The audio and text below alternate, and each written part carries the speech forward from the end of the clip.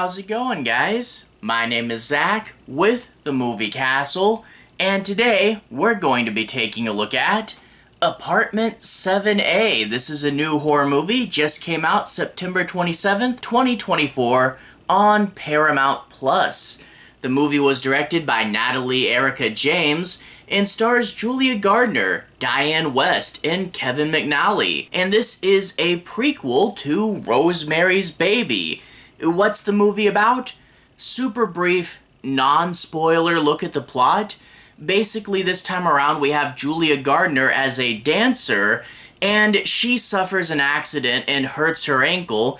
A pretty gruesome scene, but she's trying to, no pun intended, get back on her feet and is having trouble getting back into the shows. Well, she takes some pain medicine for her ankle. It takes a little bit too much and passes out on the street, and she wakes up in the care of an elderly couple. They hear about her situation, take pity on her, and invite her to stay in their extra apartment.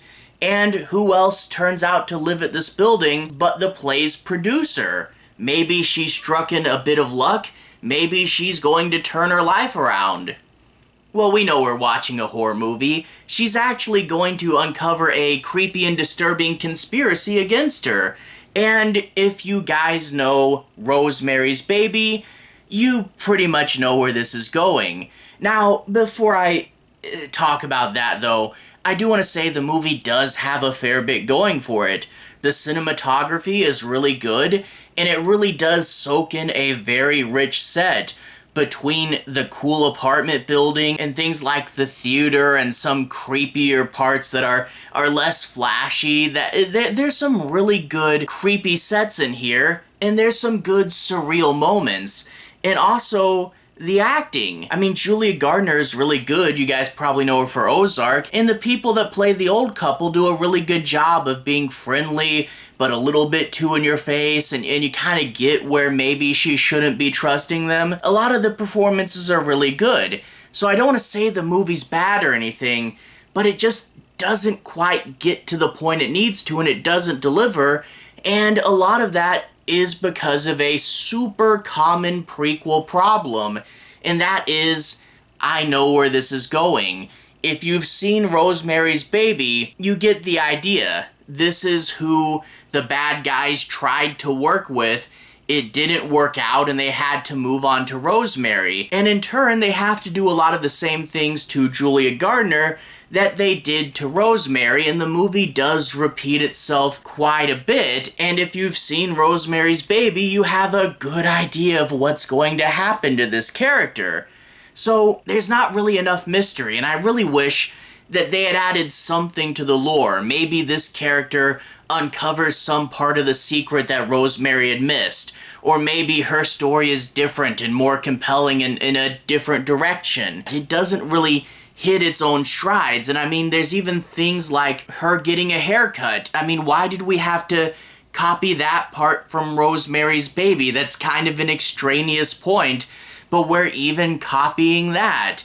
And in turn, it does feel a little bit too safe. The most original and unique part of this movie is that she's a dancer this time around, and in turn, you get that bit of, like, chasing success despite it being grueling. Like, there's a scene where she has to dance on her ankle and it's not quite recovered yet, and they're making her do the same moves over and over. It's okay, but it's not super well developed either, especially when Ty West just did his X trilogy, and movies like Pearl covered the quest for fame so much better. Here it just occasionally feels like they're ripping off the Suspiria remake, and I wish maybe they had done something more with this, because it was different, but it's just underdeveloped.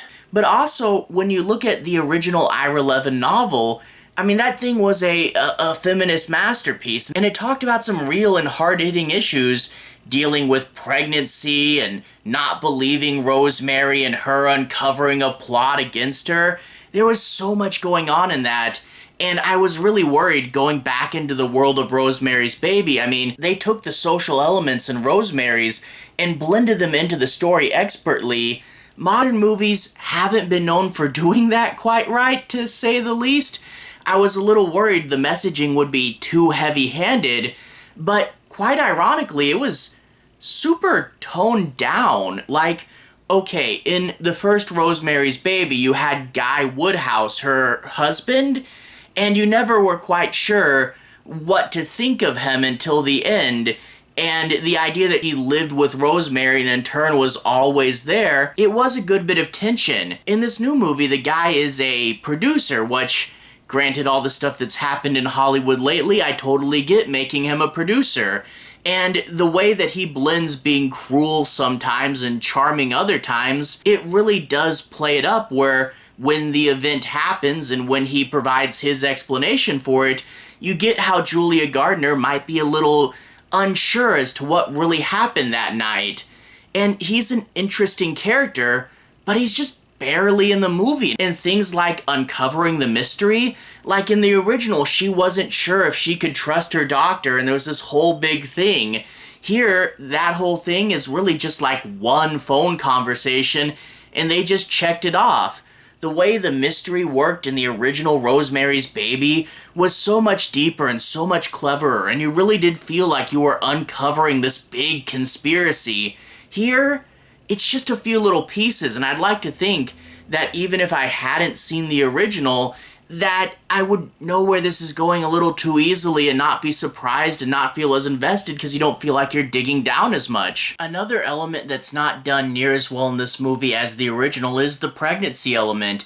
In this movie, we really only get the first trimester, and in the original, we went through all three. You got much more to say and felt like you went on much more of a journey, but I guess in this new one, you can't dance when you're 3 trimesters pregnant, and she has to be a dancer, and we have to fit with how she looked when we saw her in the original movie.